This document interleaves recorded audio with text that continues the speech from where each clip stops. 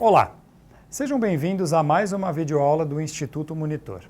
Nosso assunto de hoje é manufatura e serviços. Tópicos a serem abordados nesta aula: administração científica, desafio da manufatura, administração de produção e operações e principais características de serviços. Ao término desta aula, você deverá ser capaz de entender a ligação da administração científica no âmbito de manufatura e serviços, entender o desafio da manufatura e identificar os objetivos da administração de produção e operações. Vamos falar então sobre administração científica. É um termo utilizado até hoje. São estudos sobre diversos aspectos para essa administração e que são utilizados até os dias atuais. Que tipos de estudos são esses? Estudos de tempo, análise de métodos, padrões, planejamento, controle, entre os demais outros estudos. Alguns autores do século passado começaram a verificar que as empresas cresceram e começaram a se atrapalhar em questão a tempo, começaram a se atrapalhar em questão a padrões, não sabiam a forma correta de planejar ou então de controlar uma produção. E então, gastaram o seu tempo para estudar e para desenvolver todo esse tipo de situação para que nos dias atuais as empresas consigam então trabalhar de uma maneira mais tranquila, trabalhar de uma maneira mais padronizada, fazendo os processos correrem de uma maneira muito mais fácil, sem que tenha muita burocracia no meio. Isso é bem importante. Dentro dessa administração científica, algumas coisas são importantes. As empresas começam agora a ter que estudar sobre contratos e consultorias. Como agora eu vou trabalhar junto ao meu fornecedor, como agora eu vou trabalhar junto ao meu cliente. Não pode ficar tudo no boca a boca, não pode ficar tudo naquilo que a gente diz. Isso precisa ter um contrato, isso precisa ser assinado, precisa ser tudo bem organizado. Outra coisa bem importante, percebe-se que funcionário trabalhando por um bom tempo começa a gerar fadiga, o cansaço. O funcionário fazendo a mesma função o tempo todo começa a se preocupar com ergonomia.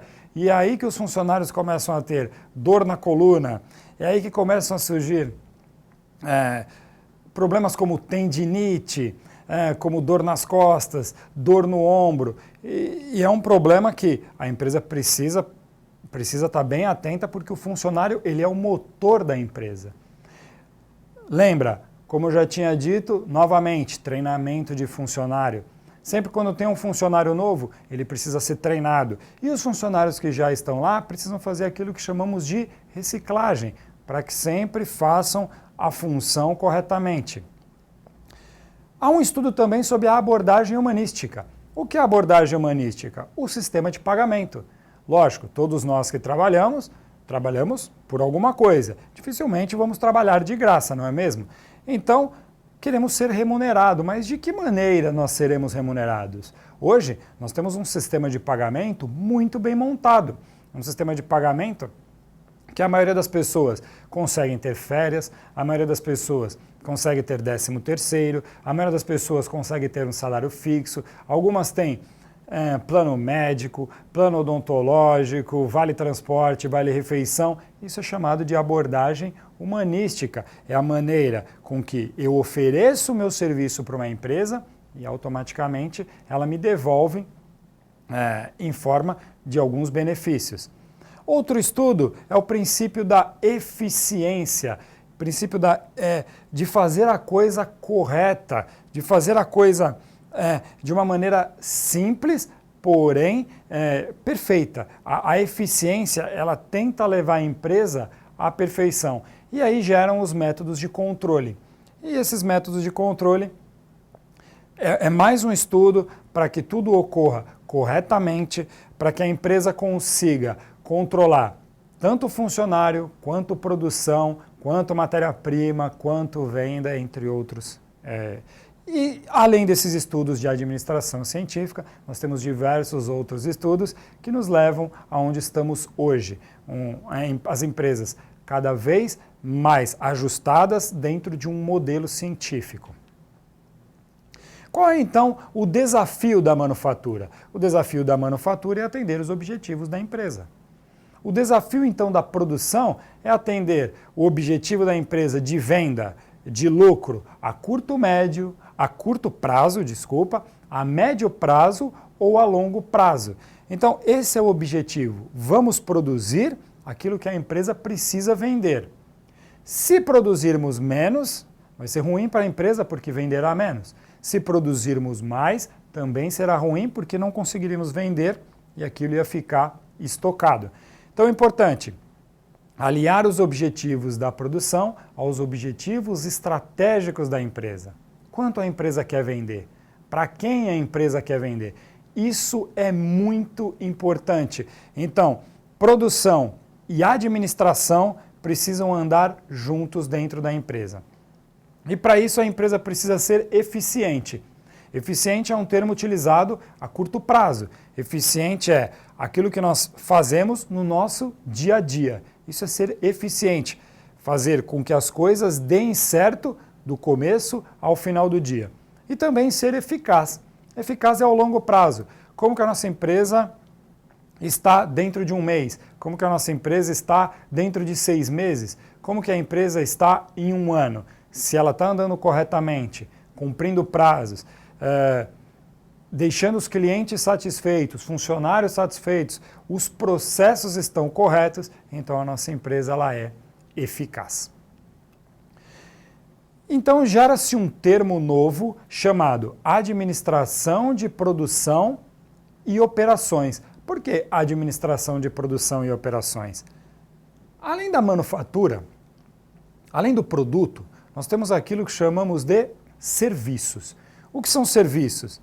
Serviços também são algumas prestações que nós fazemos a algumas pessoas, mas que não têm nenhum bem tangível. Tangível é aquilo que eu posso tocar. Um produto, ele é tangível. Um serviço não é. Por exemplo, se eu vendo uma cadeira, cadeira é um produto, é um bem tangível. Mas se eu vou na casa de uma pessoa fazer uma pintura é um serviço que eu estou prestando. Por isso, então, o termo chamado administração de produção e operações. Quais são os objetivos? Dentre eles, satisfazer as necessidades dos clientes, esse é o objetivo principal. Toda empresa, tanto de produto quanto de serviço, precisa satisfazer a necessidade do cliente, tentando fazer isso no menor custo possível, menor custo para o cliente e para a empresa, porque quanto menor custo a empresa tiver, menor o valor que ela vai repassar para o cliente. E vai obter aí uma maior lucratividade. Todo empresário e toda empresa busca lucratividade. Quanto menos a empresa gastar internamente, maior será a sua lucratividade. E nessa roda, se a empresa satisfazer os seus clientes, os clientes, logicamente, comprarão mais. Mas, para atingir todos esses objetivos de satisfação de cliente, para atingir o objetivo de menor custo, para atingir o objetivo de maior lucratividade, então a empresa precisa padronizar produtos, fazer com que todos os seus produtos sejam iguais e padronizados, padronizar processos de fabricação, toda a fabricação precisa ser feita de uma maneira padronizada, de uma maneira com que comece e termine sempre da mesma maneira. Novamente, excessivo treinamento de mão de obra, pois o recurso humano, as pessoas dentro da empresa, são aquelas que precisam continuamente ser treinadas. As máquinas não precisam. As máquinas sempre executam o mesmo trabalho, não é mesmo? Mas nós precisamos de constante treinamento para sempre fazer o mesmo trabalho. Ou um treinamento, ou então, se eu já estou trabalhando naquilo há muito tempo, às vezes eu preciso fazer uma reciclagem dentro da minha empresa para sempre trabalhar da melhor maneira. Gerenciamento e supervisão. Aí são pessoas capacitadas para poder verificar aquilo que a empresa está fazendo, aquilo que os funcionários estão fazendo, tentar ajustar alguns erros, tentar melhorar, tentar motivar um funcionário, entre outras características que um gerente ou um supervisor precisa ter. E planejamento e controle de produção e planejamento e controle financeiro. Produção, para que não haja perda e nem excesso de produto. E financeiro para saber, estamos gastando mais, estamos ganhando mais, isso é importante. Nunca um gasto pode estar muito excessivo e o lucro baixo. Tem que ser ao contrário. E isso tem que ser feito mês a mês, dia a dia, a cada 15 dias. Isso tem que ser feito sempre. Vamos aqui então diferenciar manufatura e serviços. Manufatura são atividades industriais para produzir um produto. É a fabricação de um bem físico. Ali na imagem eu coloco fabricação de uma moto, de um caminhão, de um carro, de uma casa, pode ser de uma caneta, de uma camiseta, pode ser do que for. Qualquer tipo de produto é chamado de fabricação de um bem físico. Isso é a manufatura. E os serviços? Os serviços, chamado de prestação de serviço, é algo que eu faço, é algo que nós fazemos para alguém. São ações que tenham utilidade ao consumidor. Por exemplo, eu coloco ali a escola. Quando você vai numa escola, você não sai de lá com um produto na mão, mas você tem lá um aprendizado, e este aprendizado é um serviço que a escola te prestou. Todo serviço prestado, ele causa algum bem. Ele não é um produto, não é algo físico, mas causa algum bem. As principais características dos serviços. Então, segundo o Juran Institute, os serviços são classificados com algumas características únicas. Vou passar algumas delas para vocês aqui. Os serviços eles não podem ser tocados. Então, como nós já dissemos, ele não é um bem tangível. Então eu não posso segurar um serviço, não posso manusear um serviço, muito menos estocar ou armazenar um serviço. O cliente, todos nós já passamos por isso, o cliente participa e observa o processo. Então vamos pensar numa pessoa que vai cuidar do jardim da sua casa. Na maioria das vezes, eu estou vendo, eu estou verificando ele podar as árvores, ele cortar a grama, ele plantar uma muda. Então, eu participo e observo. Então, quem presta o serviço vai ter que ver o cliente ali do lado. E isso é bem importante para os dois lados. É muito difícil saber a qualidade previamente. Um serviço, não tem como eu olhar e falar assim, este serviço é bom. Não tem como. Eu preciso contratar um serviço e eu consigo verificar o serviço durante a execução. E a minha satisfação, a satisfação do cliente, ela já pode aí ser percebida logo após o serviço ser feito. Você contrata então um pintor. O pintor entra na sua casa, a sua parede está daquela maneira ainda que não está pintada. A partir do momento que ele está pintando, eu já começo a analisar se o serviço é bom. E ao final, eu já tenho a certeza se aquele serviço ficou bom ou ficou ruim. Isso é bem importante. Então, bem diferente da manufatura, o serviço, por mais que ele não é algo tangível, é algo que eu vou percebendo durante o processo. Um serviço, então, ele gera interação entre cliente e fornecedor, essa simultaneidade que a gente chama entre produção e consumo, porque as coisas acontecem naquele momento e o cliente já percebe. E existe a consequência da presença física do cliente. Quando a gente fala da consequência, essa consequência pode ser positiva ou negativa. Se o prestador de serviço fizer um bom trabalho, vai ser uma consequência positiva. Se o prestador de serviço fizer um mau trabalho, já é uma consequência negativa. Por quê? Porque o cliente, na maioria das vezes, está acompanhando o serviço ser feito. Se for um serviço ruim, o cliente já vai ficar chateado. E é muito ruim para o prestador isso, porque serviço mal feito, este cliente não vai te indicar para ninguém. Mas se o serviço for bem feito, o cliente vai te indicar. Aqui eu coloco para vocês um quadro para resumir isso tudo que eu disse agora. A diferença entre bem e a diferença entre serviços. Os bens eles podem ser tangíveis, aquilo que eu posso tocar, estocados. A produção ela precede o consumo, eu quero dizer que a produção vem antes do consumo. Existe um baixo nível de contrato com o consumidor. É um baixo nível porque eles não possuem uma ligação.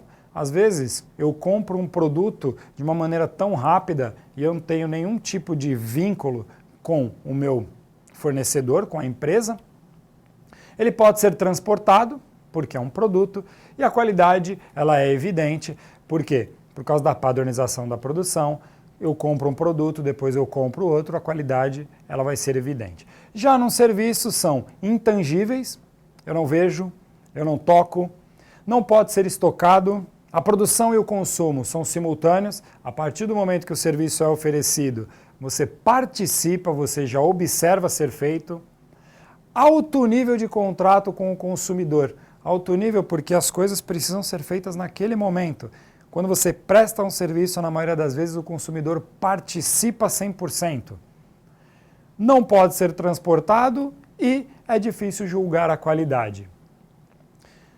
Um prestador de serviço, na maioria das vezes, ele é taxado como bom ou ruim. Na maioria das vezes ele é indicado e nós temos que acreditar no trabalho dele. O trabalho bem feito sempre será indicado e nós os indicaremos para outros.